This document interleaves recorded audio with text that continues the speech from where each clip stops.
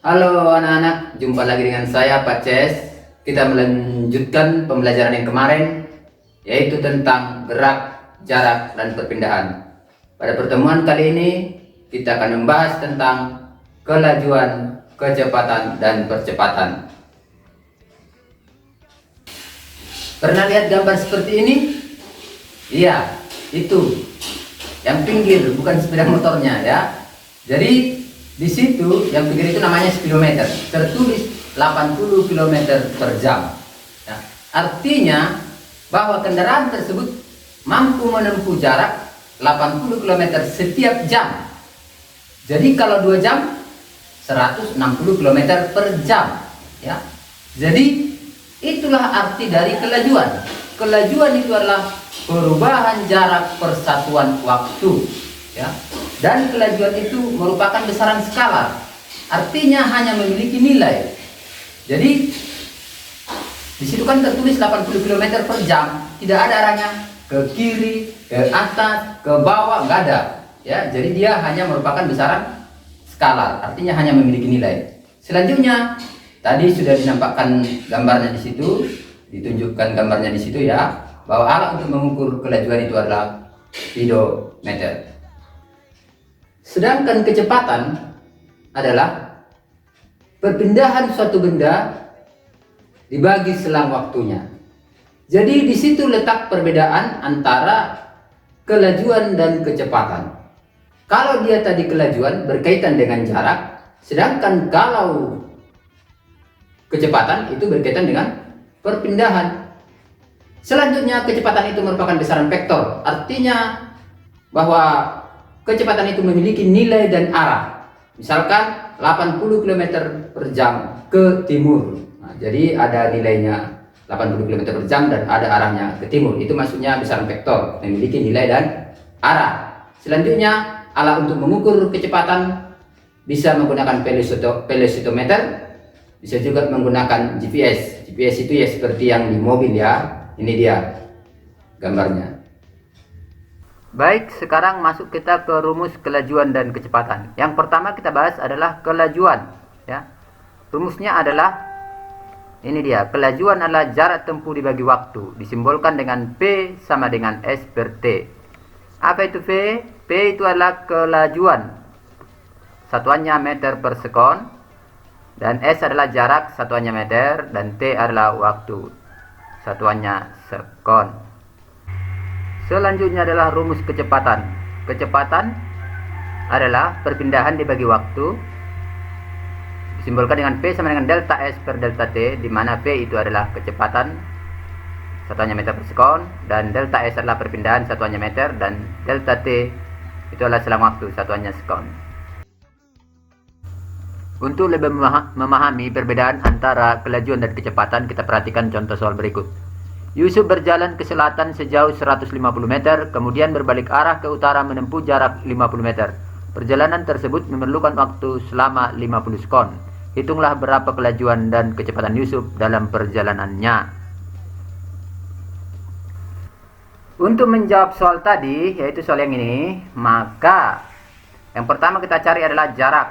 Ya, dari pengertian jarak kemarin adalah panjang seluruh lintasan. Jadi berarti ini sampai ke sini. Berarti 150 tambah 50 hasilnya 200 meter.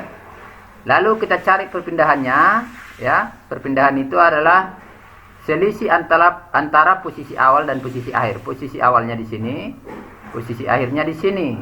Berarti 150 dikurang 50 hasilnya 100 meter. Dari situ kita lanjutkan, maka kelajuan diperoleh. Rumusnya adalah jarak per waktu, maka hasilnya adalah 200 bagi 50 sama dengan 4 meter per sekon. Selanjutnya bagaimana dengan kecepatannya? Kecepatan itu rumusnya adalah perpindahan dibagi waktu. Perpindahannya tadi kita dapat 100, sedangkan waktunya 50 sekon, maka didapatkan hasilnya 2 meter per sekon. Lihat, hasilnya berbeda ya, bahwa kelajuan tadi 4 meter per sekon, sedangkan ini kecepatan 2 meter per sekon. Baik, sekarang kita masuk ke percepatan. Percepatan itu adalah perubahan kecepatan benda terhadap waktu, ya. Jadi misalkan mobil ya, awalnya dia kan pelan, lama-lama semakin cepat. Di situ kan itulah namanya kecepatannya berubah. Yang awalnya pelan menjadi cepat, berarti kecepatannya berubah. Kalau kecepatannya berubah, itulah yang kita sebut dengan percepatan. Percepatan itu bisa bernilai positif, bisa bernilai negatif, ya. Jadi kalau kecepatannya arahnya sama dengan percepatannya, maka percepatan itu bernilai positif, atau kita sebut itu semakin kencang, ya, semakin kencang. Nah, misalnya mobil digas, ya, jadi kecepatannya sama percepatannya searah. Selanjutnya, percepatan itu bisa bernilai negatif, ya, artinya kecepatannya menurun. Itu terjadi karena arah percepatan dan kecepatannya berlawanan. Misalkan mobil yang direm, ya, atau benda yang dilempar ke atas, ya, percepatannya ke bawah, kecepatannya di atas, maka benda itu semakin lama semakin lambat, ya. Jadi percepatan yang bernilai negatif kita sebut dengan perlambatan. Lalu bagaimana dengan rumus percepatan? Percepatan itu rumusnya adalah seperti ini. A sama dengan delta P per delta T, di mana delta P itu adalah PT kurang P0, ya. Dengan keterangan A adalah percepatan, satuannya meter per sekon kuadrat. Delta P adalah perubahan kecepatan, meter per sekon. Delta T adalah perubahan waktu, satuannya sekon. PT adalah kecepatan akhir, dan P0 adalah kecepatan awal.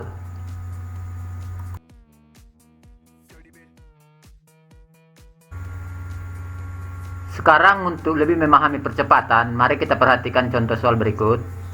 Seorang polisi mempercepat motornya untuk mengejar penjahat dari keadaan berhenti hingga kecepatannya 30 meter per sekon dalam selang waktu 3 detik. Hitunglah percepatan yang dialami motornya. Untuk menjawab soal tersebut, kita lihat apa saja informasi yang terdapat pada soalnya. Lihat di situ, ya. Dikatakan tadi motor polisi itu dari keadaan berhenti.